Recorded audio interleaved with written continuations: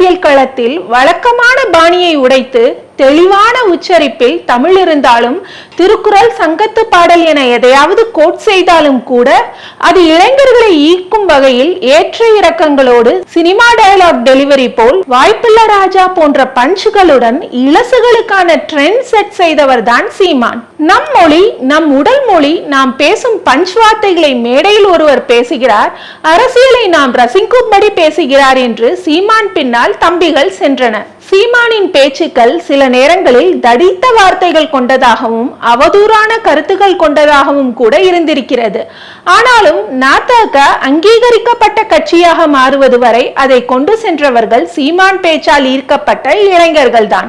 2024 மக்களவை தேர்தலில் தமிழகத்தில் 39 தொகுதிகளிலும் தனித்து போட்டியிட்ட நாம் தமிழர் கட்சி மொத்தமாக 8.19% வாக்குகளை பெற்றது. இதையெல்லாம் சாத்தியப்படுத்தியதில் இளம் தலைமுறையினர் பங்கு மிக முக்கியம். இப்போது விஜயின் அரசியல் பேச்சு சீமானின் அப்டேட்டட் வெர்ஷன் போல் இருப்பதை உணர முடிகிறது என்று சில அரசியல் பார்வையாளர்கள் கணிக்கின்றனர். எழுதி கொடுத்த பேச்சுதான் என்பது அப்பட்டமாக தெரிந்தாலும் கூட அதை உத்வேகத்தோடு அதே வேளையில் ஜென்சி இளைஞர்களின் இன்ஸ்டா வாட்ஸ்அப் மொழியில் அவர்களை ஈர்க்கும் வகையில் பேசிக் கொண்டிருக்கிறார் விஜய். தமிழகத்தை பொறுத்தவரை பொதுவாகவே ஜென்சி இளைஞர்களின் சாட்கள் தங்கிலீஷில் தான் அதிகமாக இருக்கும்.